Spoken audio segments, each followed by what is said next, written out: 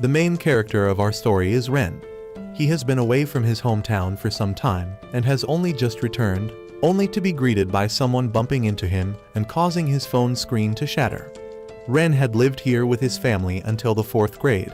Although he used to live here, he can't remember anything from before, even though his younger sister and mother still recall events that happened in this town. He believes that his memories are still somewhere within him, and his task is to uncover them. His mother then mentioned that Ren had an embarrassing past in this town, which made him feel both ashamed and confused. Despite his memory loss, he could tell that the town had changed a lot. Now, everyone seemed to gather around the modern shopping district, and he believed that his old friends must have changed as well. Still, he hoped they remembered him, although he would probably have to relearn how to get along with them. The next morning, when Ren returned to school, he was surprised to see a familiar tree, and fragments of past memories suddenly flashed through his mind.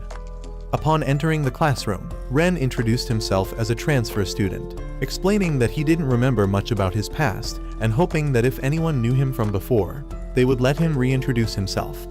He also thought that being a transfer student had its perks, as it made him seem more mysterious. Ren believed that with his current advantage, he would rise to the top and that his golden age was about to begin. However, after class, a classmate suddenly approached him. She introduced herself as Aoi, mentioning that she wasn't sure if they had met before.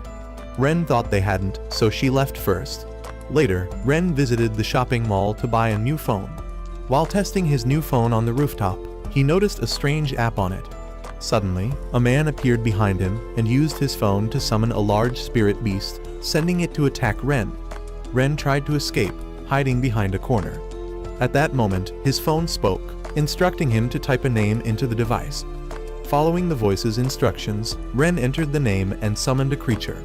Expecting something grand and powerful, Ren was instead greeted by a small spirit beast named Oragon, a tiny dragon, and the prince of the spirit beast realm, currently in training to become the strongest dragon. The enemy's spirit beast charged at them, forcing Ren and Oragon to flee and hide behind a signboard. Oragon urged Ren to command him in battle, but Ren had no idea how to do that. As the enemy beast continued its fierce assault, Ren realized he had to fight back seriously. Oragon told him to use his phone to launch him into battle and to amplify his power with a ring. However, Ren didn't have a ring, surprising Oragon. Without hesitation, Ren fired Oragon into the battlefield using his phone. Oragon bounced around the floor repeatedly before landing flat on the ground. The man decided to finish the fight, preparing to launch his spirit beast at Ren. Suddenly, Aoi appeared out of nowhere and delivered a powerful kick to the man's head. She then tossed Ren a ring, and Oragon explained that with it, Ren could control him and defeat the opponent. As soon as Ren wore the ring, his hair turned red, and his memories came flooding back. He remembered Aoi. Long ago, he had promised to protect her at all costs. The man attempted to attack them both simultaneously. But this time, Ren fought back with determination. He calculated the trajectory and fired Oragon, who flew like a bullet, repeatedly striking the enemy beast's rear. Its health rapidly depleted until it was finally defeated. The battlefield returned to normal, and the man lost all memory of being a player, reverting to his ordinary self. Ren had successfully captured a new spirit beast. After everything settled, Ren's memories became hazy again. But Aoi was happy, as her hunch that they had known each other before was correct. She then left, telling Ren to meet her tomorrow to learn more about the game. Ren then left us with several questions. What exactly was that other personality of his? How did he and Aoi know each other in the past? What is the truth behind the game and Oragon? Let's continue to find out. Upon returning, Oragon insisted that Ren needed him because, without him, Ren wouldn't be able to defeat anyone. However, Ren wanted to know why he was attacked in the first place. He considered deleting the app immediately, but Oragon stopped him. Ren was also worried about bringing Oragon home, fearing that his mother would freak out if she saw him. Oragon then demonstrated how he could adjust and limit who could see him. Back home, Ren's younger sister introduced him to two of her friends, and as expected, neither of them could see Oragon. Soon after, his mother called him in for dinner. Ren took Oragon to his room and told him to keep quiet because he couldn't answer its questions in front of his family. The next morning, Oragon visited the school pool and found Aoi there swimming. Oregon pointed out that Ren was also up there peeking at her. Aoi then approached Ren and admitted that she often sneaked into the school pool when the swim club wasn't around. She said she didn't want to join the club, she only swam because she was searching for something she could truly be passionate about. She then played around with Oregon, finding him amusing and adorable due to his stretchy body. Ren brought the conversation back to the main topic, the app, and why it suddenly appeared on his phone. Aoi explained that the app was installed on every student's phone and that monsters only appeared when a player participated in a battle, which usually occurred within designated battle zones. She noted that monster activity had increased recently and wondered how Oregon could appear even though no battle had started. Oregon revealed that he was the prince of the monster world, here to train and become the strongest dragon. However, when both Ren and Aoi pressed him for details about the monster world, Oregon claimed he didn't know anything. Aoi suggested that Ren keep the ring for future use. Later in class, a classmate named Akira noticed Ren's ring and asked where he got it. Ren said that Aoi gave it to him, and Aoi stepped in, asking Akira to form a team with her. However, Akira refused, saying that no one could replace his former teammates. Aoi revealed that she used to be in a team with Akira, but after their leader disappeared, the group gradually fell apart. The ring Ren was wearing once belonged to their former leader. She then invited Ren to watch a game event at the shopping mall that evening. That night, Ren arrived as promised. Oregon teased him not to get carried away just because he was going out with a girl. Soon, Aoi arrived and led him to the battle event venue, showing her authorization to the security guard to gain entry. Ren was amazed by what he saw. It was a grand arena built for players like them. Here, Ren discovered that summoned monsters weren't limited to beast forms, some took human forms as well. Watching the thrilling match below excited him. The event organizers quickly noticed Aoi and Ren, recognizing the latter as a newcomer. Ren asked Aoi how the game worked, and she explained that the game app was synchronized with an advanced virtual reality system enhanced with artificial intelligence, creating the monsters they encountered. Ren was astonished that VR could produce something as lifelike as Oregon. However, Oregon insisted he was different from the other monsters. Soon after, Ren and Aoi received an invitation to join the tournament. Ren assumed this meant they would compete against the team on the field, which was partly correct, but not entirely. In this tournament, every participant competed in 4-person teams. Without a full team, they wouldn't be allowed to enter the competition. Aoi set herself a goal, to form a 4-person team and reach the top of the tournament. To her, this game felt like a sport, something she wanted to pour all her passion and excitement into. She used to love swimming, but after entering high school, she discovered this game and joined a team, dedicating herself to it. However, when their leader left, the team fell apart, and she quit playing. But everything changed yesterday when she saw Ren step into battle. Initially, she only wanted to help him, but watching him fight reignited her passion for the game. Now, she wanted to team up with Ren and convince Akira and one of her old teammates to return. However, Oregon reminded her that Akira seemed upset about Ren wearing their former leader's ring.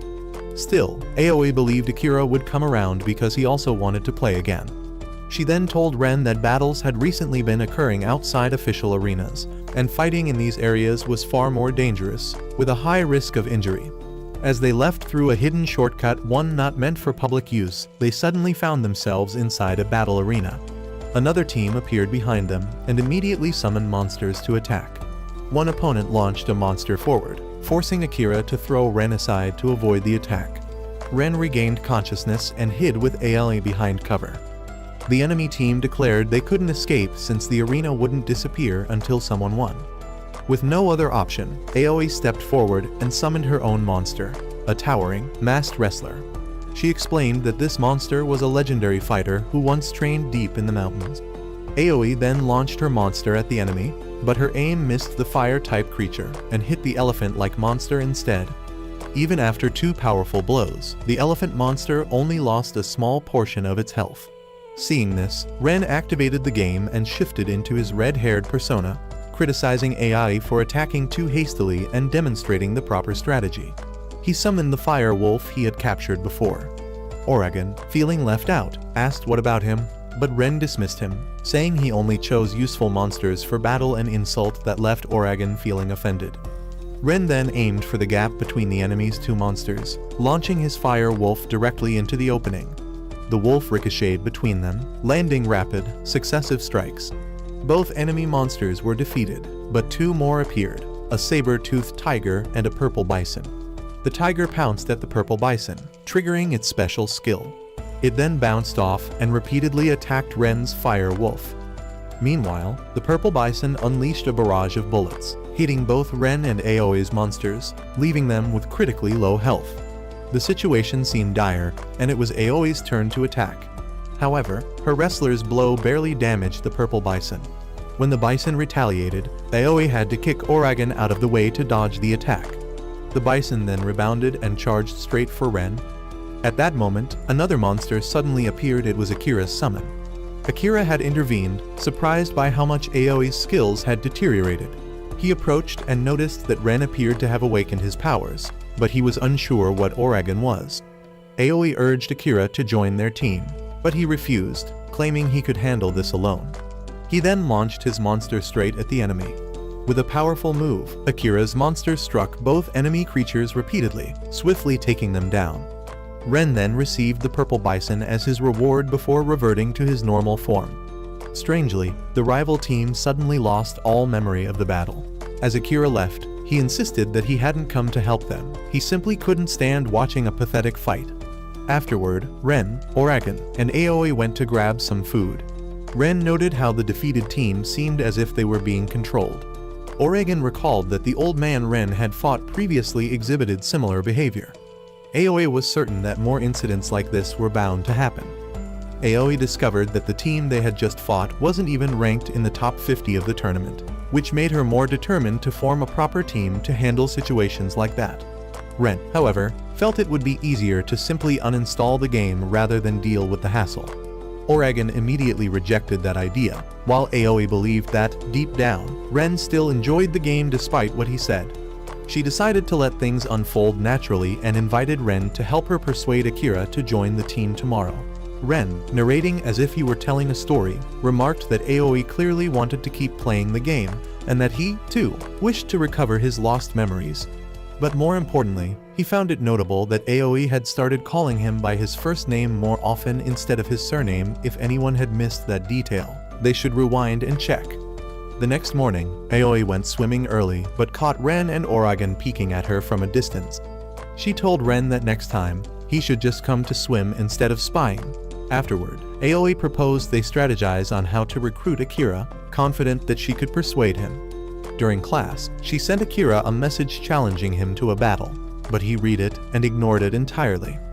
At lunchtime, Akira went to the rooftop to eat, and as he drank from a bottle, he found a message inviting him to form a team written on the bottom.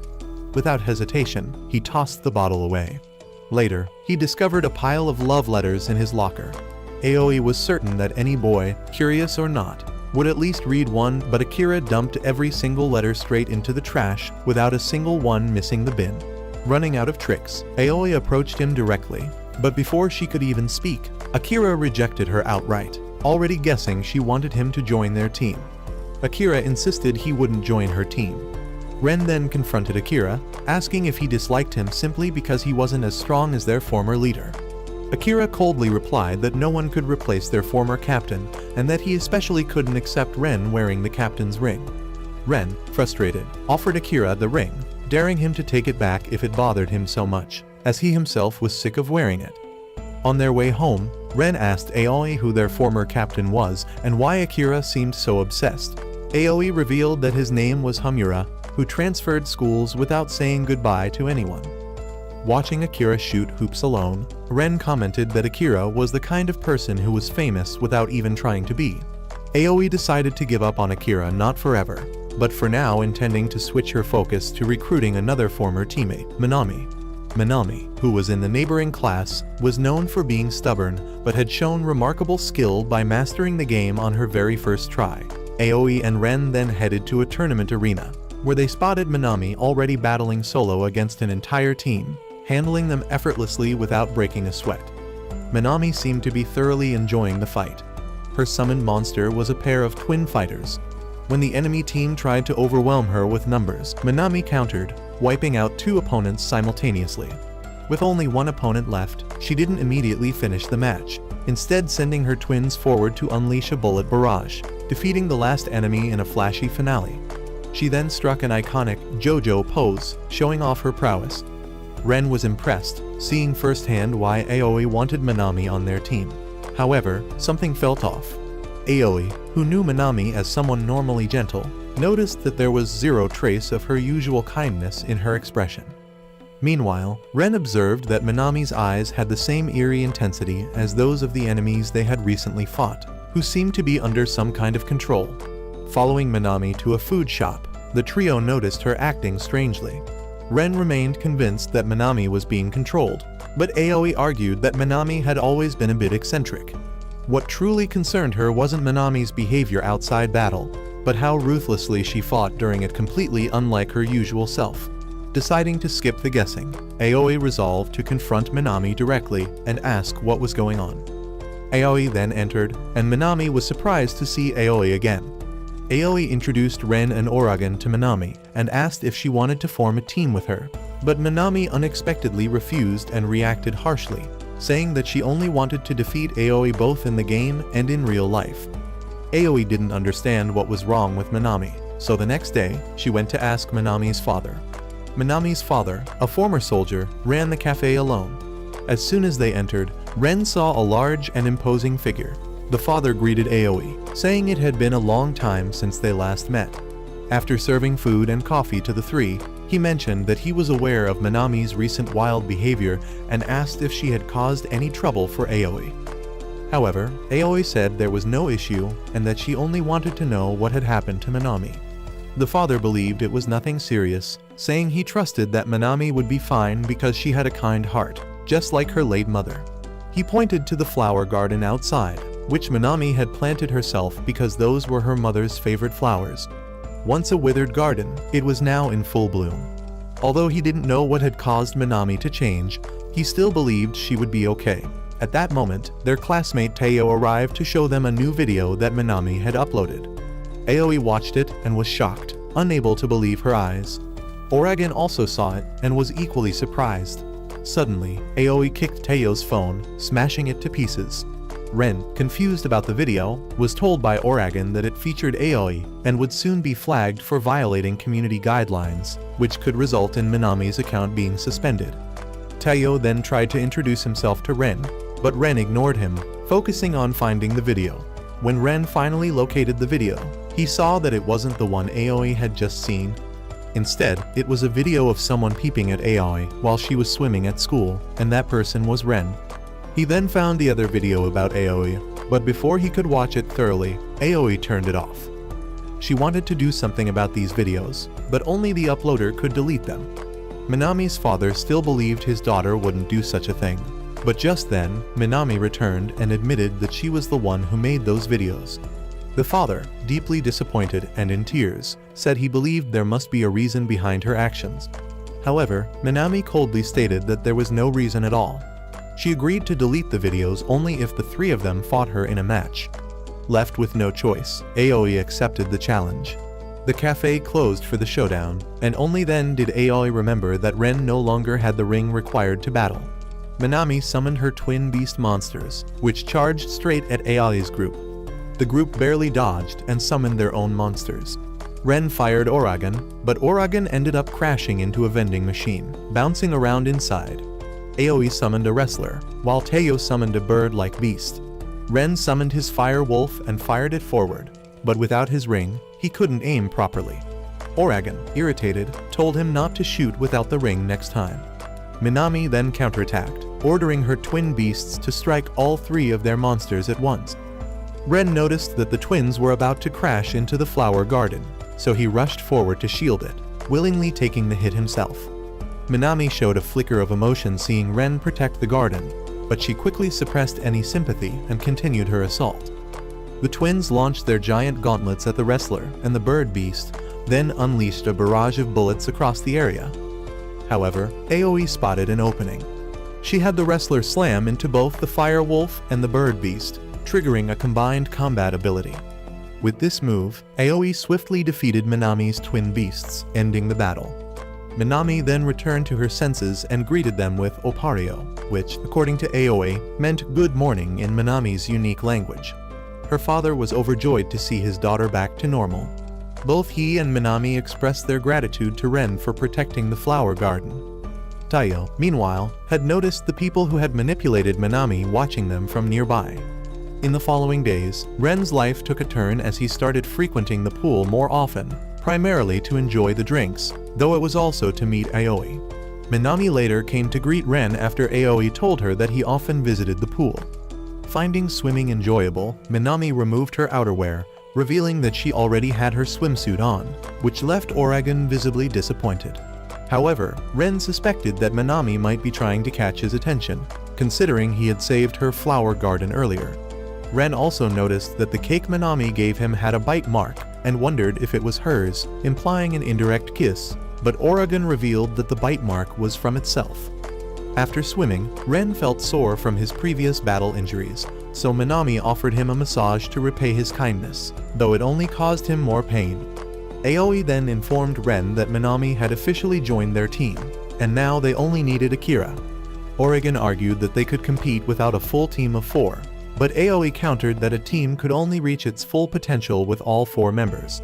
Both girls, already familiar with teaming up with Akira, insisted on inviting him. They also wondered what their former captain, Hanuma, was doing and where he might be now.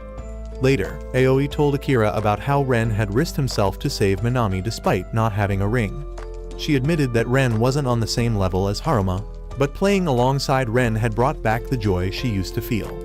Afterward, Ren's group gathered outside.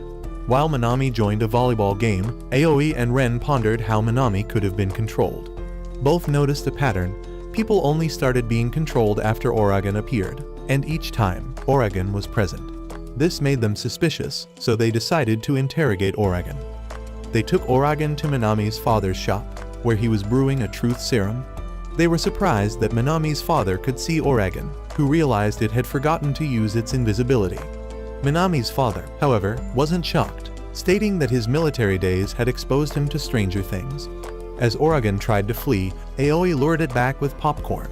Under interrogation, Oragon initially refused to talk, but immediately opened up when tempted with popcorn, revealing that it came from the monster world and was here for training. It claimed to be the prince of its world and mentioned that the monster world was located in the sky. Despite their efforts, the group gained no useful information, so they returned home. Upon arrival, Ren and Oragon were startled to find a lion inside the house, but Ren's sister explained it was a Tibetan Mastiff she had found and decided to adopt.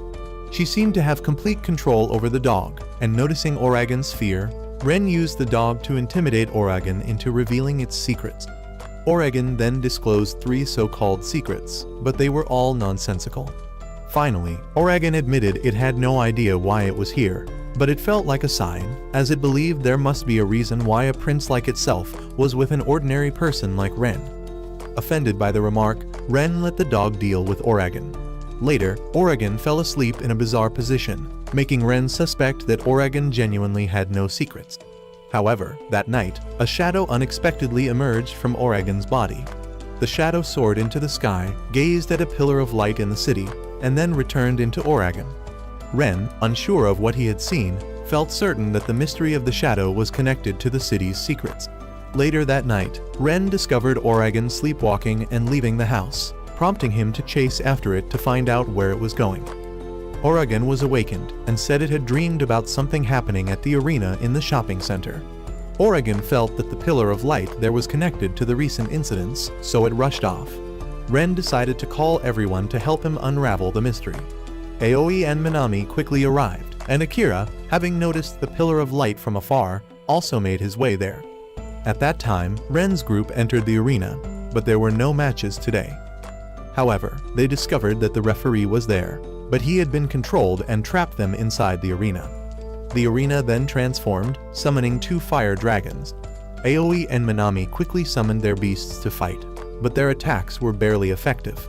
Ren then stepped forward, summoning his wolf and deciding to use his body and the wolf as a shield for the 2 girls behind him to deal damage, as his poor aim made him useless in offense. However, both girls warned that if he took another hit, he would be done for. Suddenly, a new enemy appeared, the infernal goddess, who created a wall of fire that would incinerate anything that touched it. Ren then charged forward to open a path for the two girls, but was about to be consumed by the flames when Akira's warrior appeared and blocked the attack for him. Akira then revealed himself, having his warrior fly over to activate a combo move with the wrestler and the twins. The three combined their attacks and defeated one dragon, while Akira's warrior swiftly took down the second. Enraged, the goddess transformed into her second form and unleashed lightning, forcing the group to dodge. Only Aoi's wrestler was hit. Aoi then asked Akira to give Ren the ring, but he insisted that he alone was enough to handle it, angering Aoi with his stubbornness. Minami decided that if no one would step up, she would go herself. The twins then charged in but dealt no damage. The goddess then created a wall of fire, isolating the group in a corner, and fired an attack that bounced off the wall, hitting Aoi's wrestler again. Akira's swordsman barely deflected the attack but couldn't advance. Akira was forced to give the ring to Ren because his wolf was the only beast immune to the fire wall. As soon as Ren took the ring, his personality shifted, and he had his fire wolf crash into the twins and wrestler to activate a skill before flying to Akira's warrior for another strike. Akira then had his warrior charge the goddess, and it seemed that in swordplay, Akira's warrior was clearly superior. The warrior launched the goddess into the air, cloaked its sword in lightning, and delivered continuous aerial slashes before landing a decisive blow. However, the goddess still stood and summoned a meteor shower.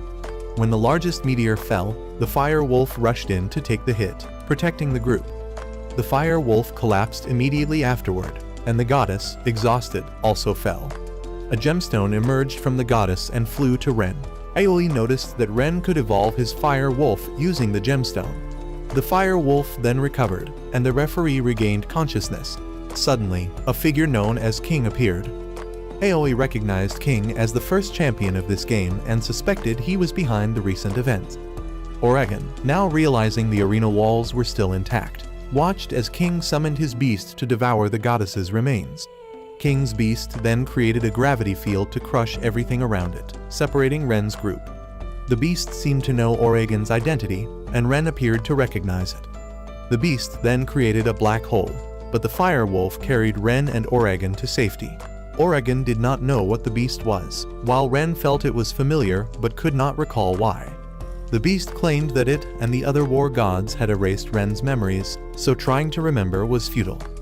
Doom then punched through a spatial portal and sent the fire wolf flying.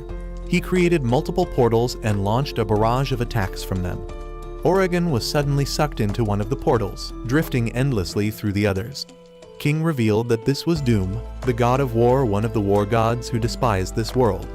The wrestler and the twins charged in, but Doom pulled them into a portal and struck them repeatedly inside it. Akira's warrior then rushed forward, seemingly unaffected by the portals. With impressive speed surpassing Doom's, the warrior engaged, but speed alone wasn't enough to cut down a war god as resilient as Doom. Ren sent the fire wolf to assist the warrior, but Doom easily repelled them both. Seeing Doom preparing a technique, Akira ordered his warrior to attack, but a strange aura from Doom clung to the warrior.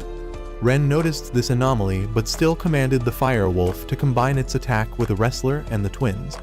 When he tried to merge the fire wolf's power with the warrior remained motionless. Ren realized the aura on the warrior was blocking their fusion. Akira stubbornly ordered the warrior to keep attacking, but the warrior suddenly malfunctioned and went berserk, striking Aoi's wrestler and sending it into one of Doom's portals. Doom then created what looked like a bomb to end the battle, with only the twins and the fire wolf left since the wrestler had lost its will to fight, and the fire wolf couldn't launch long-range attacks without being affected by the aura. Ren placed his hopes on the twins, but they needed to get close to strike, so Ren looked at Oregon and found a way. He instructed the twins to aim for a portal. The twins flew into it, emerging above Doom to strike, but Doom caught them with chains and slammed them into the ground. He then unleashed a devastating blast, but somehow everyone survived. Doom, unfazed, demanded another round. At that moment, Akira's warrior returned to normal, and Ren announced that he had figured out how the portals worked. He asked Akira to trust his plan. Seeing a reflection of his former captain in Ren, Akira chose to trust him. Ren instructed Akira to launch the warrior into a specific portal. The warrior shot through the portals at high speed, emerging to fuse with the fire wolf. Now combined, the fire wolf launched fireballs at Doom, while the warrior closed in with its sword.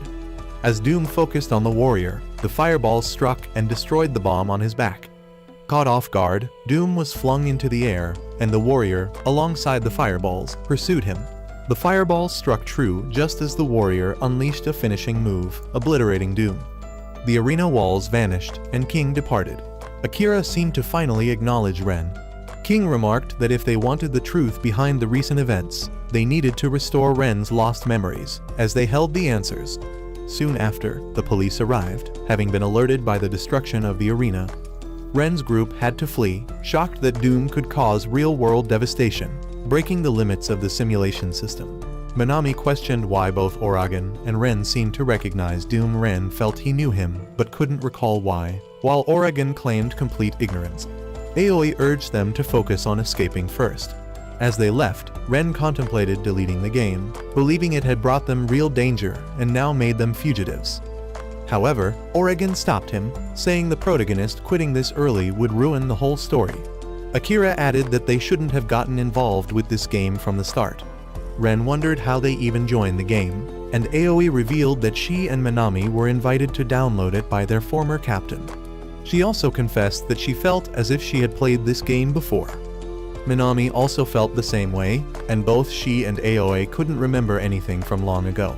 It seemed that not only Ren, but they too knew some secret that caused the war gods to erase their memories. The next morning, while Ren was having breakfast with his family, he suddenly saw a news report on TV about the damage at the shopping center from the night before. The media concluded it was a gas explosion and ruled out any further investigation. At school, Ren asked the two girls if they had any way to contact their former captain, Haruma, but both said they couldn't reach him.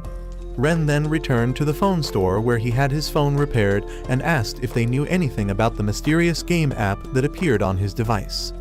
However, the staff member said that the technician who worked on his phone had recently quit. Ren realized that the only way to uncover their lost memories was to find Haruma, but he had no idea how until Taiyo suddenly appeared, claiming to know where Haruma was. He said their destination was Shibuya. Shortly after, the group arrived in Shibuya to search for Haruma. Unsure where to start, Minami climbed onto a nearby vehicle and used a loudspeaker to draw attention. Akira, meanwhile, felt uneasy, unsure what to say when facing Haruma again. The group decided to take a break and play around for a bit before continuing the search, but they were suddenly drawn by a strange noise from an alleyway, where they discovered a spatial portal identical to the one from the arena. From it emerged a large monster, but just as quickly, the creature was destroyed. The group was shocked to see Haruma standing before them, but he showed no joy at their reunion. Haruma coldly stated that they had nothing to do with each other anymore, and that he had no desire to meet them. He then summoned his new team, boasting that they were now on a whole different level. Ren tried to reason with him, but Haruma scoffed, declaring that their abilities were worlds apart, and that Ren had no right to speak to him. Akira, no longer respecting his former captain, challenged Haruma to a battle to see how long his arrogance would last. A girl appeared, conjuring an arena on the spot and transforming the battlefield. She then created a throne for herself and, stepping onto it, transformed into a goddess to observe the fight. Haruma introduced her as Lucifer and warned them to fight with everything they had. Akira sent his warrior charging in, but Lucifer effortlessly blocked the attack with a shield and blasted the warrior away. Ren urged everyone to stay calm, reminding them that they had defeated Doom. He then sent the fire wolf to attack, while the two girls unleashed their beasts, but Lucifer easily swatted them all aside. Akira couldn't understand why Haruma had changed so drastically. Lucifer, finding the fight dull, snapped her fingers, obliterating everything around them and rising into the air to cast a spell. A horde of shadow monsters emerged, surrounding the group. The creatures quickly crushed the twins, while the wrestler was grabbed, lifted high, and slammed down. Another monster swooped in and struck the wrestler mid-air with a finishing blow. Akira's warrior was overwhelmed by a swarm of enemies that repeatedly stabbed its body, and the fire wolf was seized by a colossal phantom and crushed to pieces. Ren's entire team was defeated. Haruma, watching the outcome, expressed his disappointment in them. He declared that if they wanted answers from him, they needed to become stronger. Only when they reached his level would he reveal what they wanted to know. He then dropped a bombshell, stating that Ren was the one who took away the mother he cherished. On their way back, Taiyo kept rambling about how panicked he was when the group vanished for so long, while Ren remained lost in thought over Haruma's words. Despite this being his first time meeting Haruma, he felt a strange sense of familiarity. The group returned to the city, agreeing to meet again the next day. The next morning, Aoi still went for an early swim, but Ren and Oregon didn't show up as usual. Both Aoi and Minami couldn't sleep after their defeat the previous night, and Akira, who also arrived, seemed sleep-deprived as well. Ren admitted to Aoi that he had been hearing strange noises from his phone all night. Upon listening, Aoi noticed that their rings were glowing and explained that it was a sign they would encounter new beasts. Having fought 3 god-level beasts, they had gained enough experience to receive stronger companions. Aoi then led the group to a hidden underground arena where they would summon their new beasts. Taiyo, who happened to be shopping nearby, noticed their glowing rings and insisted on tagging along. The referee greeted them and mentioned that although the arena was still under repair, the summoning system was fully functional. He then guided them to the summoning platform. Minami stepped up first and summoned a wealthy-looking rabbit adorned with jewelry. Aoi explained that the beasts observe through the rings and choose their partners. Next, it was Akira's turn, and his new beast was a rapper named John. Akira wasn't thrilled with his pick, but accepted it begrudgingly. When Aoi summoned her beast, it was a female version of Napoleon, a formidable warrior. Seeing their powerful summons, Ren felt the pressure, while Akira vowed never to use John in battle. Finally, Ren took his turn and summoned a fire-type samurai named Ryoma, a beast known for its incredible power. Ren shook hands with Ryoma, vowing to fight together from now on. Determined to surpass Haruma, Ren set his sights on becoming the city's strongest. Taiyo suggested that to reach that level, Ren should aim to defeat the city's current top 4 teams. The next day, the group began investigating the top 4, finding their identities shrouded in mystery, with flamboyant nicknames. Despite this, they resolved to defeat the top 4 and draw Haruma's attention. However, the top 4 were, in fact, the same mysterious group that had previously manipulated Minami. Having already learned of Ren's challenge, they began preparing to face the group. The following day, Minami gathered everyone to announce that she had founded a clubroom where they could meet. Aoi, confused since the school had no vacant rooms for new clubs, asked how she managed it. Minami revealed that she borrowed the room from the disbanded tea ceremony club. She then served tea to everyone but whisked it too vigorously, leaving the tea frothy. She confessed her passion for the tea ceremony despite the club having only her and a single senior member. Just as they wondered who that senior was, he emerged from the corner, his presence so faint that they hadn't noticed him. Minami proposed that everyone join the tea ceremony club, not only to save it, but also to use it as their headquarters for game strategy discussions. At that moment, one of the top 4 appeared, Jun, the student council president. Jun declared that the room could only be used for tea ceremonies and nothing else. Minami argued that gaming was also a pursuit women should embrace. Unmoved, Jun threatened to seal the clubroom. Akira pointed out that no rule allowed the president to shut down a club arbitrarily, but Jun promptly wrote it into the rulebook, asserting her authority. Minami accused Jun of being unfair, prompting Jun to propose settling the dispute through a battle. The confrontation began on a bridge, with Jun quickly summoning the battlefield. Ren and Aoi used their new beasts, while Minami and Akira stuck with their old ones. Jun summoned her beast, which dashed with incredible speed. In a flash, Jun's swordsman flanked and defeated Minami's twin beasts, then drove back Akira's warrior. The swordsman then targeted Ryoma, landing a slash across his face despite his quick guard. Ren ordered Ryoma to counterattack. Ryoma surged forward, delivering a powerful slash, but the blow only cut through a cherry tree, missing his opponent entirely. Jun knew that Ren still hadn't fully mastered Ryoma's power, as controlling Ryoma was completely different from controlling the fire wolf. The group charged forward once more, but Jun's swordsman effortlessly knocked them back one after another. Jun then ordered the swordsman to unleash a special move, a whirlwind of cherry blossoms. As the swordsman sheathed his blade, Ryoma was slashed multiple times and vanished, leaving only Aoi's Napoleon. Aoi quickly commanded Napoleon to summon an army, which charged forward only to be swiftly cut down by the swordsman. However, the remnants of the army exploded, creating a thick smoke screen. From above, Napoleon dived down to deliver a kick, but it was only a distraction for the cannon positioned nearby. The swordsman failed to dodge and was blasted by the cannon, leading to Jun's defeat and the battlefield disappearing. The group noticed that the ranking board had updated. They had taken down one of the top 4, leaving 3 opponents. Jun, confused about why she was even there, made the group realize she had also been under control. Minami then proposed turning the tea club into a half-game club, and Jun agreed. To celebrate saving the club, Teo presented Ren's group with tickets to an exhibition. Upon arriving, they encountered another top player, Taki, ranked 3rd. Taki was obsessed with Roman culture, and when Ren's group mocked him as a weirdo, he revealed his masochistic nature, enjoying their insults. Ren corrected him, stating that this was a Greek culture exhibition, not Roman. However, arguments were pointless. Taki activated the battlefield, conjuring a Roman-style temple. Yet, the monster he summoned was the dark version of Zeus, a Greek god, showing that Taki had mixed up Greek and Roman culture. The more they teased him, the more thrilled he became.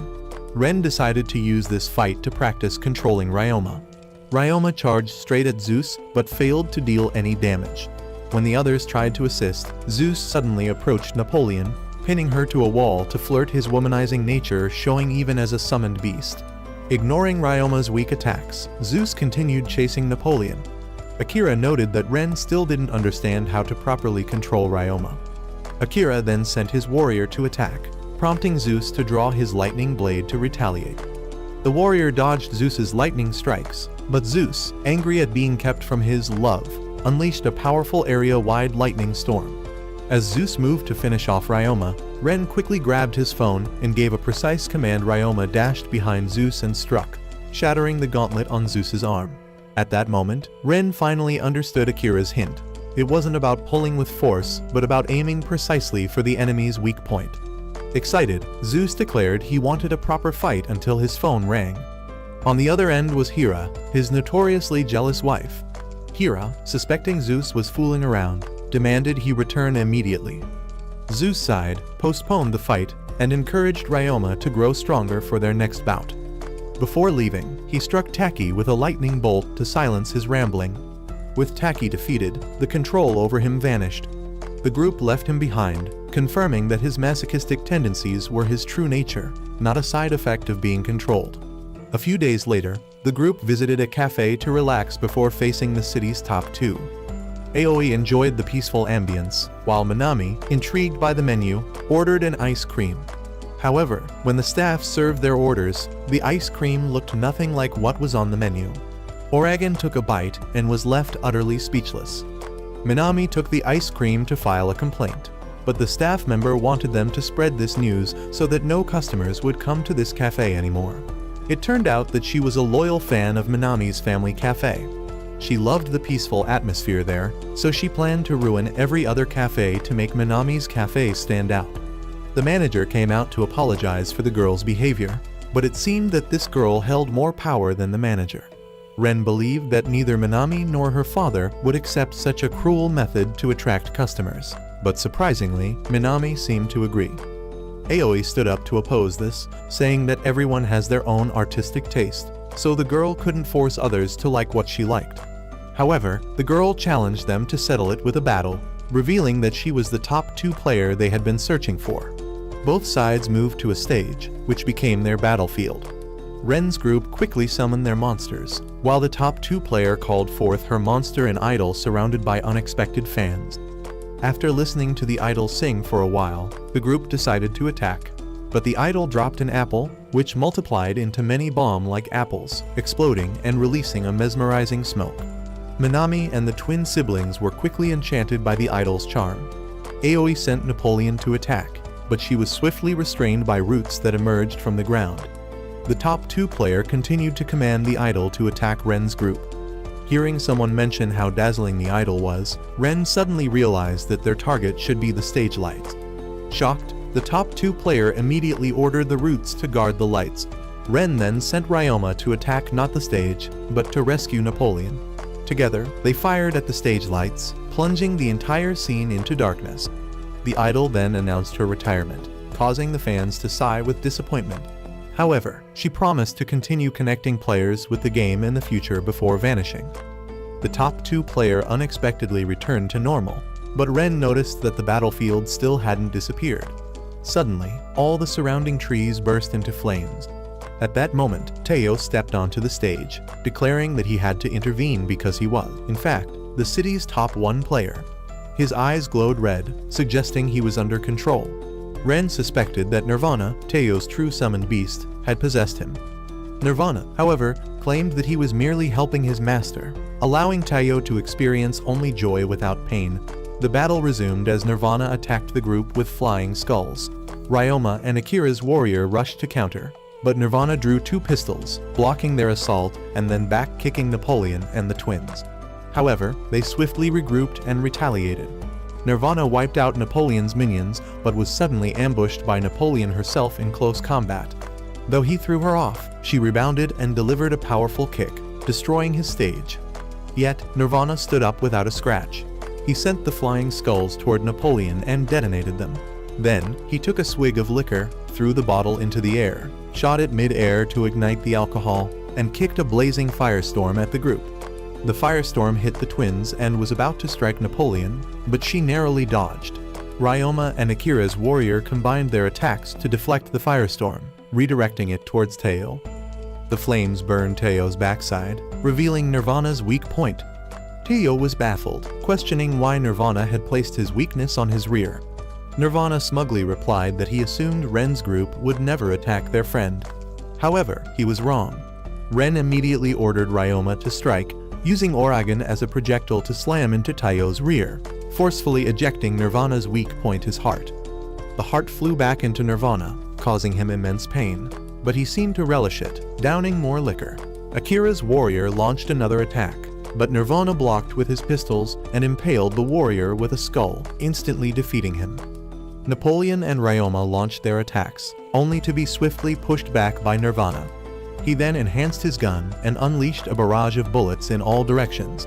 Ryoma dashed in and slashed him, but Nirvana, ignoring the pain, chugged more liquor and fired even more wildly. Ren believed Nirvana's agony had blinded him and decided to show him what someone like himself could learn through failure.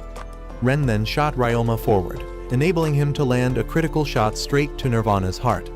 Unable to hold on any longer, Nirvana remarked that one day they would thank warriors like him for erasing their memories. With that, he vanished. The group now fully confirmed that their memories had indeed been erased, and that Haruma was almost certainly connected to their lost past. A few days later, Minami revealed she had made a video introducing them, the new top 4 of the city, on the internet. Akira felt they were finally strong enough to face Haruma, but Minami argued it was too soon and suggested they celebrate first with a barbecue party. Although Akira was reluctant, the majority agreed, and he was forced to go along. Aoi then approached Ren and invited him to shop with her for the barbecue supplies. Ren, suspecting that the shopping trip was really an excuse for a date, asked Oragon for his opinion. Before Oragon could respond, Minami arrived and also invited Ren to shop with her. Now, Ren felt popular, but Oragon immediately reminded him that he had just accepted dates with both girls. If they found out, Ren would end up as the main course at the barbecue. The next day, Ren went shopping with Aoi first. Midway, he faked a phone call and slipped away to meet Minami, having cleverly planned that Aoi would buy snacks while Minami bought vegetables and meat items from opposite ends of the supermarket, ensuring they wouldn't cross paths. Upon meeting Minami, she immediately sprang into action, racing off with a cart at full speed to grab the freshest cuts of meat. While she was busy, Ren rushed back to Aoi. But just as he started helping Aoi, Minami called, forcing Ren to dash off again, leaving Oragon to carry Aoi's groceries. When Ren rejoined Minami, it was time for the vegetable discount rush. Without warning, she shoved him straight into the fray to fight for the best produce. Afterward, Ren returned to Aoi, who handed him all her groceries, asking him to take them home since she had another stop. Then he met Minami, who gave him her bags with the same request. Returning to Oragon, the dragon teased that Ren had dodged becoming barbecue meat, but would now have to haul everything home. Later, at the barbecue party, the group celebrated with raised glasses, enjoying their time together, especially since Ren was the one grilling the meat for everyone. As they laughed and feasted, Ren was suddenly hit with a flash of memory, one that took place right here in this very park. The next day, Ren unexpectedly invited Jun to Shibuya with him. Jun, misinterpreting his invitation as a romantic confession, began fantasizing about their future together. However, at the station, her dreams shattered when she discovered that Ren had invited not just her, but every top-ranked opponent they had defeated. Among them was the top two, whose name was revealed to be Akane. As they waited for the train, the group settled into conversation. Teiyo, ever the busybody, pestered Akira. Akane chatted with Minami about cafes. Taki, true to form, offered Aoi a seat on his lap, earning only her disgust. Meanwhile, Jun, stung by her dashed romantic hopes, sat sulking in a corner. Soon, the train arrived, and the group boarded together.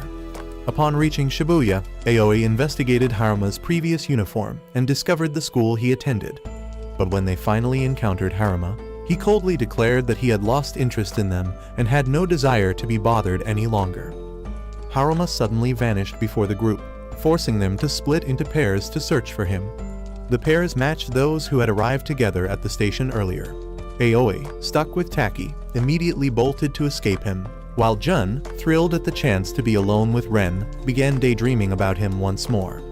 Meanwhile, Minami and Akane, searching together, caught the scent of something sweet, prompting Minami to follow the aroma. The two unexpectedly encountered a girl from Haruma's team, whom Minami cheekily nicknamed Lollipop. Lollipop declared that she wouldn't let them disturb Haruma, then activated a battle arena, pulling both girls into a fight. Minami quickly finished her pastry and whipped out her phone to summon her twin companions. Akane prepared to fight but paused, recalling that her idol had retired after their last battle. Lollipop summoned her spirit, Alice, who, upon spotting the two adorable bunny twins, immediately pulled out her Democracy Blaster and opened fire.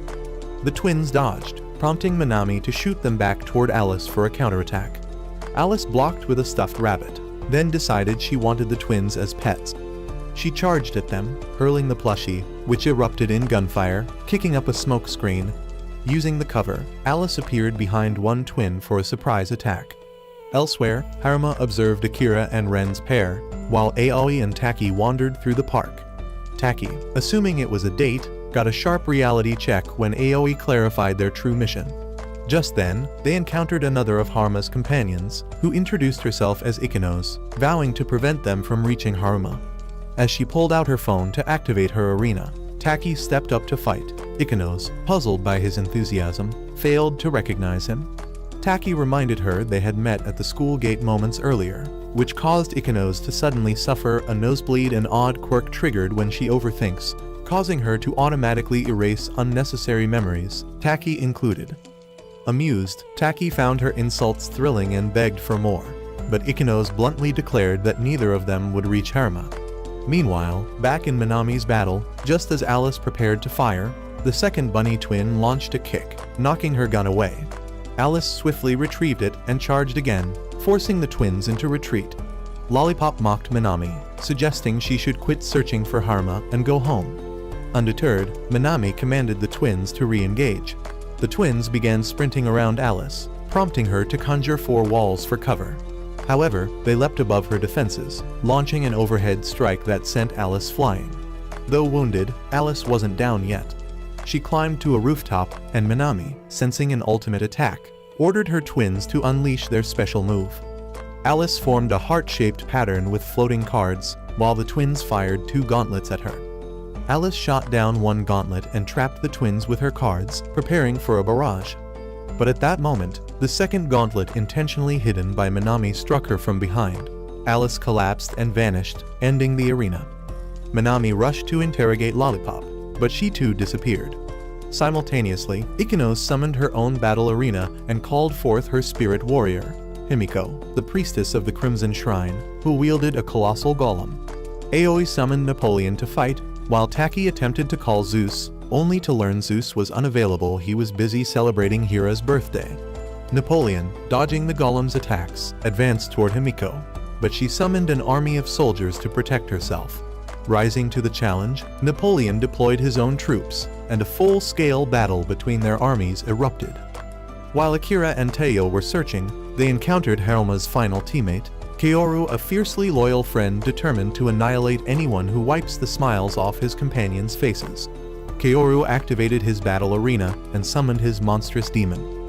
Akira called forth his warrior, while Teo summoned his spirit, Loki. The duo charged the demon together. Meanwhile, Napoleon's soldiers were dominating the battlefield, but Himiko retaliated by having her golem strike Napoleon. Though unable to dodge, Napoleon blocked the blow and hurled the golem skyward, allowing his cannons to obliterate it. Impressed by Napoleon's strength, Himiko began a ritual to summon a divine familiar. At the same time, Akira's warrior launched a frontal assault while Loki flanked from behind, seizing the demon's weapon. However, the demon fired a bullet straight through Loki, forcing him out of the battle. Gaining divine power from her ritual, Himiko unleashed a destructive sphere. The demon, now dual-wielding guns, clashed with Akira's warrior, who blocked the cannon on its left arm. Yet, the demon pressed a pistol against the warrior's head and fired.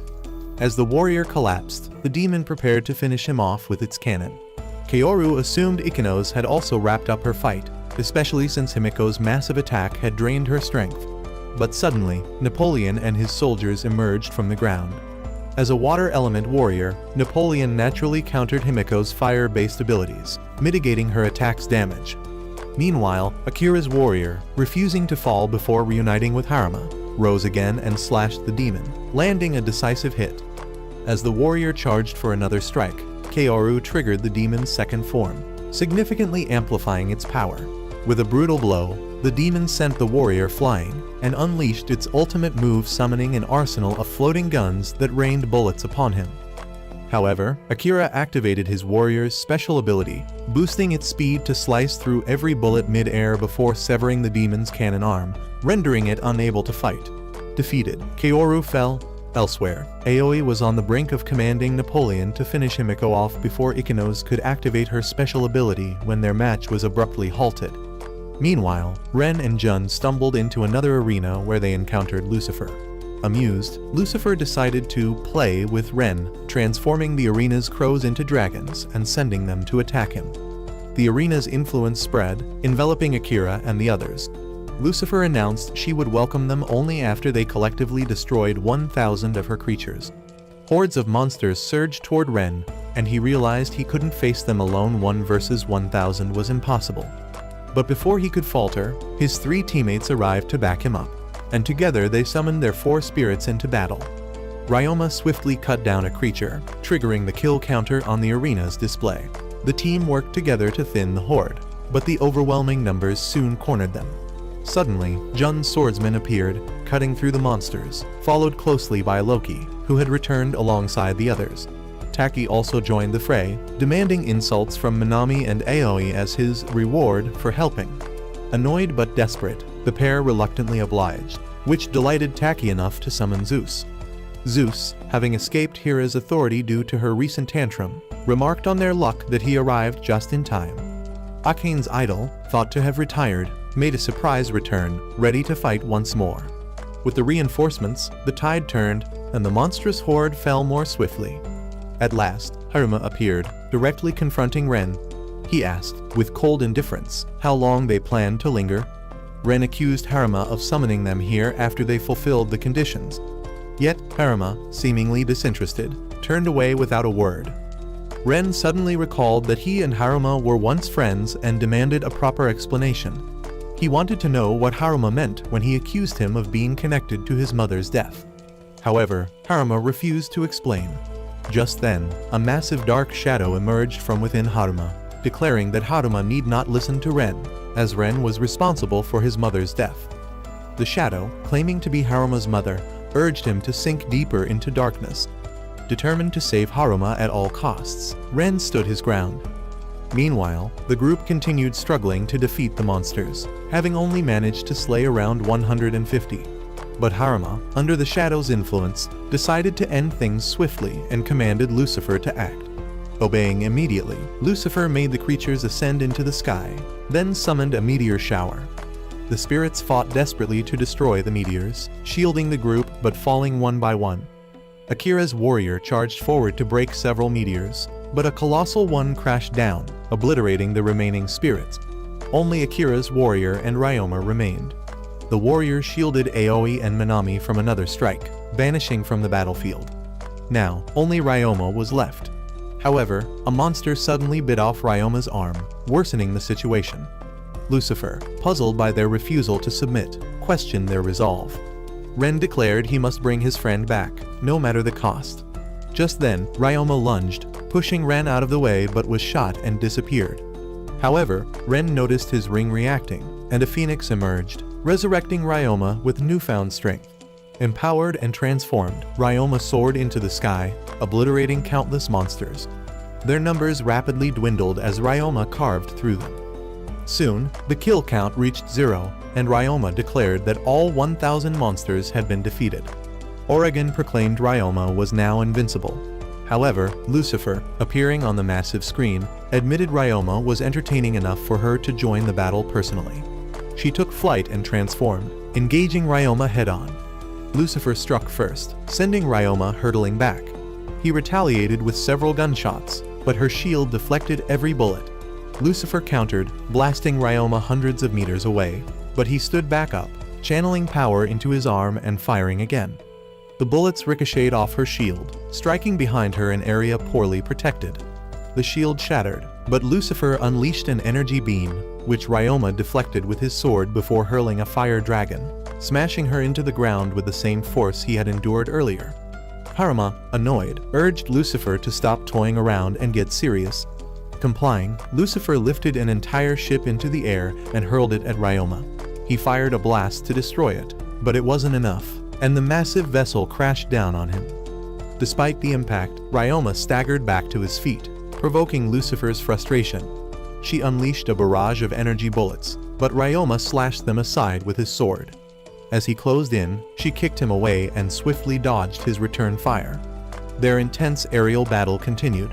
Meanwhile, Ren desperately tried to reach Haruma's heart, pleading with him to remember that they had all fought to reunite with him, and they would not leave without bringing him back. Haruma's memories began to resurface, causing him to hesitate. Sensing his wavering, Lucifer paused as well. But the dark shadow within Haruma pulled him deeper into the abyss, insisting that Ren and the others were his enemies, not his friends. Overwhelmed by the darkness, Haruma erupted with fury, ready to continue the fight. Both he and Ren prepared their ultimate techniques. Simultaneously, Ryoma conjured a swarm of blazing fire dragons, while Lucifer summoned a legion of phantoms, including a colossal specter. The two devastating attacks collided, triggering a massive explosion. Ryoma collapsed before Lucifer, but she suddenly fell and could no longer fly. Haruma clutched his head in intense pain. Ren tried to approach, but the dark specter appeared, ordering him to stay away from Haruma. The specter then demanded Haruma continue to strike down Ren. Ren realized that this very specter was the one manipulating Haruma all this time. Ryoma, still determined, charged forward, but was intercepted by Lucifer, who broke his sword. She then sent Ryoma flying and fired multiple energy shots at him. Meanwhile, the specter urged Haruma to eliminate Ren, but Ren tried to awaken Haruma, insisting that they were friends. However, the specter, calling itself Haruma's mother, held a stronger influence. The specter then split the ground apart, separating Ren from Haruma. Despite his injuries, Ryoma stood up again, determined to fight. He fired his gun at Lucifer, but she blocked the bullet. However, Ryoma intentionally missed 2 more shots, aiming at the broken blade lodged in Lucifer's back. The bullet ricocheted off the shattered blade, piercing through Lucifer's body and inflicting a severe wound. Ryoma seized the opportunity to rush in for the finishing blow, but Lucifer retaliated, and both simultaneously aimed fatal attacks at each other's necks. However, Lucifer had exhausted her strength, and Ryoma's gun was out of bullets, forcing both to accept a draw. The group then ran over to Ren. Haruma, beginning to regain his memories, admitted that Ren wasn't such a bad person. As fragments of his past with Ren resurfaced, Ren felt hopeful that Haruma was remembering something. But the specter once again seized control of Haruma's mind, urging him to destroy his enemies and make them vanish. The group desperately tried to reason with Haruma, causing him to waver slightly, but the specter gave them no chance, rapidly expanding its presence and engulfing the entire area. The specter then transformed the entire region into a vast field of flowers. Ren's group soon discovered Hanma, who was now suspended high above the ground, tightly bound by thick vines. At that moment, a ghostly figure fully emerged and called Ren a nuisance. With a powerful blast, she sent Ren's friends flying and scattered them across the field. She then introduced herself as Mori, a war god. When Ren demanded to know why she had possessed Haruma, Mori replied that there was no particular reason. As a war god, she simply delighted in amplifying the negative emotions of humans to fuel chaos and war. She revealed that Doom was the war god of wrath, Nirvana was the war god of decadence, and she herself was the war god of obsession. She explained that when humans are consumed by obsession, they become trapped in their past and lose sight of the future. Mori acknowledged that Ren would undoubtedly interfere again and hinted that she knew something about Oragon's past. Declaring her intent to prevent further meddling, she sealed Haruma atop a towering flower. Ren, realizing they needed to counter Mori's plant-based powers, called upon Ryoma, whose fire element would be effective. Ryoma charged in, slicing through Mori's vines and landing a cut on her arm. However, Mori then released a strange mist that engulfed Ren, pulling him into a powerful hallucination. In the illusion, Ren found himself back in the clubroom with 3 of his old friends, surrounded by people who laughed and mocked him. Confused and disoriented, he forgot what he had been trying to do. Outside the illusion, Ryoma and Oragon desperately tried to wake Ren, but their voices could not reach him. Oragon, too, fell victim to the hallucination, leaving Ryoma to face Mori alone. Ryoma kept shouting to Ren without success. Mori, irritated by Ryoma's persistence, manipulated the illusion further, urging Ren to delete the app, their connection and source of power. Within the vision, shadowy figures grabbed Ren's hands, forcing him to press the delete button. Just as Ren was on the brink of losing himself, Oragon, who had unexpectedly broken free from its own hallucination, burst into Ren's illusion and headbutted him hard in the stomach. The sudden impact jolted Ren back to reality. Oragon then explained that the hallucinogenic smoke above was causing the visions. Ren was surprised that Oragon had managed to escape its illusion, but Oragon admitted that it had only broken free because it accidentally bit its own hand, not through any special power. Meanwhile, Ryoma continued battling, but the vines had become tougher and managed to ensnare him. At that critical moment, Ikatos arrived, declaring that she would save Haruma no matter how slim the chances of victory. Alice then appeared and put something into Ryoma's mouth. The rest of Haruma's group arrived, and the lollipop informed them that what Alice gave Ryoma was a recovery medicine. Kaoru wanted to reclaim their captain, and the whole group charged together to attack the mass of vines. Alice successfully rescued Haruma, but immediately after, Mori summoned dark versions of the spirits. However, through the battle, they realized that the dark versions were even more powerful than the originals. Ryoma was knocked away, and both Alice and Himiko suffered the same fate. Haruma was taken back, and Ren was confused as to why Haruma showed no reaction while his teammates fought for him. Mori revealed that Haruma could no longer hear anything they said. Yet, the group remained determined to bring Haruma back. Their words managed to reach Haruma, showing signs of his awakening. However, at that moment, all 4 spirits were defeated, and both Haruma's and Ren's teams were captured. Just when everything seemed lost, Haruma summoned Lucifer once again. Regaining his senses, Haruma declared that he would no longer be deceived by Mori and vowed to end everything by defeating her. Mori continued to entice him to return to her side, but Haruma declared that he no longer saw her as his mother. Lucifer summoned a giant phantom to attack Mori. While she managed to block the phantom's blow, Ryoma suddenly rocketed towards her. Mori tried to block him with vines, but he pierced through them, leaving the final strike to Lucifer. Lucifer unleashed a powerful attack, completely destroying Mori. Afterward, Aoi's group arrived to reunite with Ren and Haruma. Haruma apologized to everyone for the mistakes he had made. But then, a voice echoed it was King, who revealed himself as Haruma's father. King admitted that while they had defeated Mori, his plan would continue unhindered. As the group returned to reality, Haruma shared that his memories were still fragmented and unclear, but he did remember that they were once friends. Only Akira was an exception, as he did not attend elementary school with them. Haruma then recounted what he knew. The monsters were all summoned through a gate, a fact they already knew. However, those monsters always appeared inside an arena, which they had believed to be a virtual world. But it was not virtual. The monsters truly existed, and beyond the gate lay the monster world. King was the one who opened the gate, and his goal was to find a specific, special monster. To speed up the search, he popularized the game among the youth, intending to steal the monster from anyone who found it first.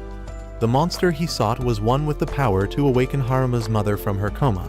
Her brain had no issues, yet she remained unresponsive. King took matters into his own hands to save his wife. When the gate opened, Mori found her way through and manipulated both King and Haruma. She blamed Ren, claiming that he was responsible for Haruma's mother's coma. Ren had no idea why his mother was in a coma, but he knew King was still trapped by Mori's lies and was now planning to open the largest monster gate ever to summon every monster into their world.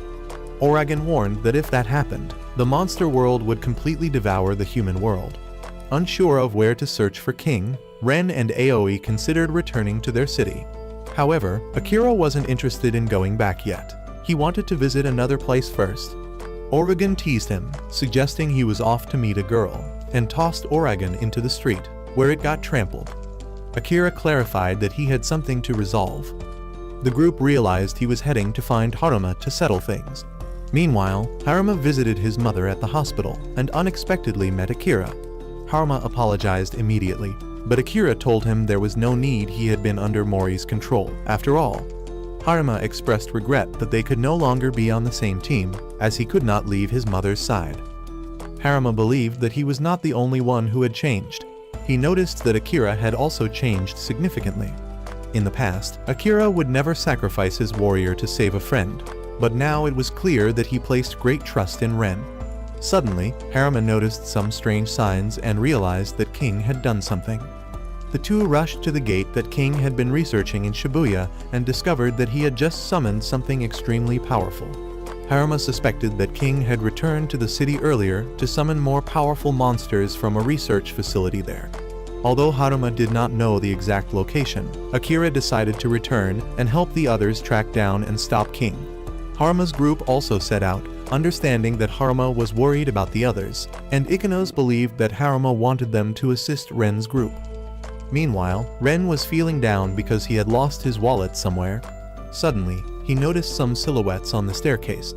Oragon asked why he was spacing out, and at that moment, two girls arrived, but the figures on the stairs had already vanished. The next day, the group gathered in the clubroom, where Akira informed them that King had just summoned another powerful monster, one that could manipulate people like Mori had, though it was not yet strong enough to be a real threat. Therefore, they needed to find it quickly to prevent it from growing stronger. Lost in his explanation, Akira failed to notice a pile of tea foam about to fall on his head, but he used Oragon to eat it all up. Akira then suggested they split up to search for the monster and King's research facility, with Taiyo joining them when needed. In fact, Taiyo's entire group was already there. Minami revealed that she had created a secret passage connecting the clubroom and the student council room. Akane excitedly announced that her idol was about to make a comeback, prompting Oragon to whip out a light stick and start practicing his cheers. Taiyo and Taki joined in, and eventually, even Ren joined the fun. Aoi then asked Akira if he felt better after his conversation with Haruma. Akira admitted he felt pretty good, only to be hit by another wave of tea foam. Aoi soon noticed that Haruma's group had also arrived. That afternoon, Kaoru joined the fan club Frenzy, while Ikenos developed a liking for Minami's tea. They began discussing where King's monster might be hiding, concluding that it would choose a crowded place to blend in and gather power. Ikenos suggested the school itself could be a likely spot. Meanwhile, the soccer team was practicing when they accidentally kicked a ball into the bushes. Upon retrieving it, they stumbled upon the monster that King had summoned. It was already there. Ren's group decided to split up and search for the monster, aiming to stop it from getting stronger before it was too late. They also noticed that an upcoming festival, which was expected to draw a huge crowd, could be the monster's prime target for gathering power. The group quickly devised a plan to track it down during the festival. A few days later, they arrived at the festival together, with some members eagerly running off to enjoy the festivities. Ikenos, however, remained certain that the monster would appear there. Indeed, the monster emerged at the festival, accompanied by a mysterious figure. Akane encouraged her idol to take the stage and perform. Meanwhile, Taiyo and Minami ran off to play, leaving Akira annoyed, but Ren advised him to relax a little instead of being so stiff. Kaoru and Taki decided to test their strength against each other, while Jun scolded the lollipop for dressing too indecently. The two girls decided to settle their dispute by having their spirits fight to prove who was right. Jun's swordsman and Alice clashed fiercely, only to discover that a demon and Zeus were also fighting nearby. The situation turned into a chaotic melee, but the crowd remained fixated solely on Akane's idol performance. Ren approached Ikanos and gave her a sticker featuring the festival's emblem, telling her to enjoy herself if she wanted to, though she chose to stay on guard. As the performance concluded, Ikanos suddenly spotted a suspicious figure. On their way home, the group realized that Ikanos had vanished. Kaoru suspected that she had acted alone. Back at the clubroom, no one knew where Ikanos had gone. Haruma arrived after hearing about her disappearance and asked if Ren's group had any information, but all they had from Ikanos was her phone. The group immediately set out to search for her. Entering the school, they noticed the lights flickering on and off. They soon found Ikanos, but she appeared to have no memory of them. Suddenly, 3 monsters flew out and attacked, forcing the group to flee. Although they were unsure if someone had activated an arena, it was clear they were still in the real world. Haruma suspected that Ikanos had been brainwashed, just like he was before. The group split up, and the 2 muscleheads charged in to fight the monsters, ensuring Aoi and Minami could escape safely. The 2 then crashed through a window, their fate unknown. Meanwhile, Ren's group hid in the gym, where they encountered the person controlling the monsters. Ren assumed this was just another student. Suddenly, all the monsters swarmed into the gym. Without hesitation, Ren's group summoned their spirits to fight. Ren asked Minami to watch over the girl they had found, but as Minami led her behind a tree, the girl spoke something strange and transformed into a monster. Ren realized she was the creature King had summoned. She introduced herself as Kushina and declared that Ren would be her sacrifice. Napoleon shielded the attack and identified Kushina's wood attribute, prompting Ren to order Ryoma to counter with his fire attribute. However, before Ryoma could strike, a monster impaled him. Napoleon charged to distract the enemy, but was suddenly teleported by a portal to face Kushina's charged attack. With one devastating blow, Napoleon was defeated. Ryoma continued the fight, but was teleported directly in front of Ikanos, where 2 monsters grabbed him. Alice opened fire to free him, but he appeared to be poisoned. Lollipop called Alice for healing, but she kept getting intercepted by portals. Aoi advised Alice to shoot into the portals if they appeared, which worked. The portals redirected the bullets back at the monsters. With the path clear, Alice rushed to Ryoma and shoved a recovery pastry into his mouth.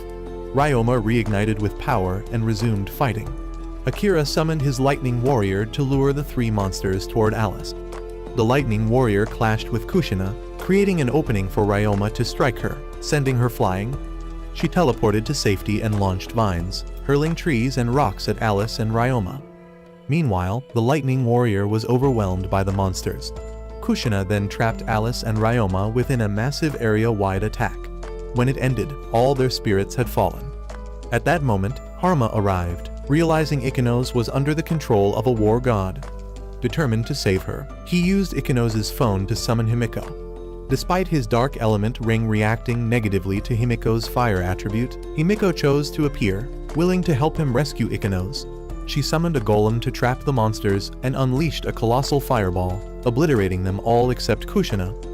With the path clear, Ryoma and the others attacked together, finally defeating Kushina and freeing Ikanos from her control. Ikanos, now in Haruma's arms, felt confused and disoriented, unsure of what had just happened. However, at that very moment, King succeeded in teleporting the creature he sought into the human world. The next day, Ren saw news reports about the damage at the school.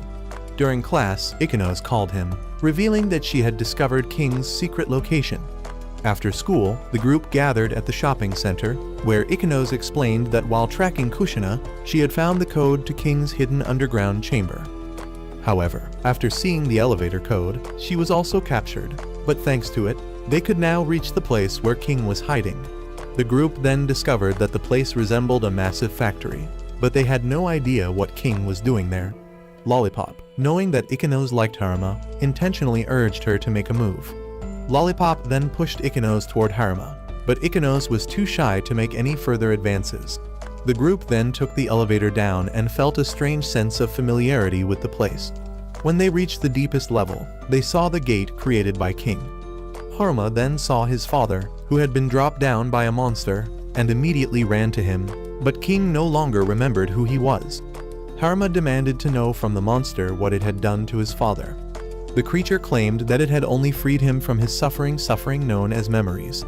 The monster then revealed its true form and introduced itself as Babel. It stated that it had only saved King from the agony of emotions. Once a man consumed by despair, King was now free. However, Haruma demanded that it return his father's memories. He then summoned Lucifer to fight. But Babel drilled a hole through the ceiling and escaped to the surface. The group feared that it would devastate the city. They decided to split into two teams, Ren's team and Haruma's team. One team would secure King, while the other would confront Babel.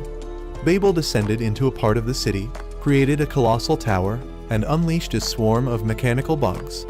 These bugs began to extract memories from the surrounding citizens. Ren's group, unsure of Babel's location, quickly identified it when the towering structure gave away his position. They soon discovered the mechanical bugs abducting people and extracting something from them. When Teo passed by, he no longer recognized the group, signaling that his memories had been stolen. It became clear that Babel was targeting human memories. Ren rushed home, only to find that his mother and sister did not recognize him and even threatened to call the police, accusing him of trespassing. Heartbroken, he apologized and left. Minami also felt devastated when her father no longer remembered her. The people, filled with anger toward Babel, gathered before the tower. Babel emerged from the structure, and the group discovered that Haruma was lying unconscious. Babel declared that Haruma had fallen into an eternal slumber and would never wake up. It had taken all the memories that Haruma needed to survive. Soon, he would even forget how to breathe. Babel admitted that it chose not to harm Ren directly, but instead attacked those around him to inflict the deepest pain possible, intending to leave him with nothing but sorrowful memories. The group then sent their spirits into battle, while Haruma's team tried to get his body to safety. 3 spirits charged at Babel's head, but were blown away by his power. Just then, Minami summoned her new spirit, a celestial angel. She rode on a giant syringe, flying around Babel and luring his tendrils into entangling themselves. She then dove in, stabbing the syringe into his mouth and detonating it. However, Babel remained undefeated. The group became surrounded by mechanical bugs, but Teo's team suddenly appeared to save them. Despite having lost their memories, Teo's team still chose to fight, driven purely by the desire to help others, even if they no longer remembered who Ren's group was. Aoi believed that if they fought together, they could overcome anything, reminding everyone that they had defeated 3 warlords together before. Ren resolved to fight alongside everyone and reclaim the stolen memories. He believed that Babel held those lost memories and that they would defeat him to take them back. Babel mocked their efforts, stating that mere insects like them would never stand a chance of victory. The 4 spirits charged in together, but Babel let out a thunderous roar, repelling them all. He declared that he would erase Ren and everyone he loved forever. But Ren was determined not to let that happen. The spirits launched another assault. Meanwhile, Haruma's team had yet to join the fight, still trying to get Haruma to safety. At that moment, Babel targeted Haruma's body. King, however, shielded Haruma with his own body. But then, the Thunder Warrior appeared to aid them. At that moment, the warlord who had previously accompanied Kushina was observing the battle and suddenly noticed Uragan. He revealed that Uragan was the one who had taken everything precious from him and demanded that Babel eliminate Uragan for him. Ren called out to Uragan to wake up and witness the spirits unleashing their combined attacks on Babel. However, with a single swing of his arm, Babel deflected all the incoming projectiles. They then noticed the mechanical bugs targeting Uragan, prompting Lollipop to toss Uragan to Minami, but Minami, in turn, kicked it straight toward Ren. Ren caught Uragan and tried to escape, but with Haruma on the brink of collapse, Uragan decided to become a decoy. Ren chose to accompany Uragan, knowing it couldn't run on its own. The two approached Babel together, with Akira following close behind. Ren expressed his gratitude to Uragan for bringing him into this journey without it. He would never have met so many friends. That's why he refused to let anyone perish. However, Babel recalled the mechanical bugs to himself, absorbing their power to charge up his next attack. He then unleashed an immensely powerful energy beam. Uragan, determined to handle it alone, took the hit and was badly injured. Babel coldly stated that Uragan would soon lose all memories of Ren. Suddenly, Ren found himself pulled into Orogen's memories, a place where the two had once met and shared a deep bond. Although the details were fuzzy, Orogen felt that they had been very close in the past. Despite its current condition, Orogen longed to remember everything. Ren promised that if they survived, he would treat Orogen to all the popcorn it could eat at Minami's cafe. They talked about fate, and Orogen believed that their meeting was destiny. They had known each other, lost their memories together, and now met again to fight side by side. Renewed with determination, they returned to reality. Ren then activated Orogen's special technique and entrusted the fight to it. Orogen radiated a pillar of light, prompting Babel to attack hastily to prevent its awakening. But Orogen, regaining its lost memories, transformed back into its true dragon form and unleashed a devastating blast, completely obliterating Babel. However, Orogen's memories immediately began to falter again, causing it to revert to a weakened state. Just then, the final warlord appeared, introducing himself as Karma, the warlord of light.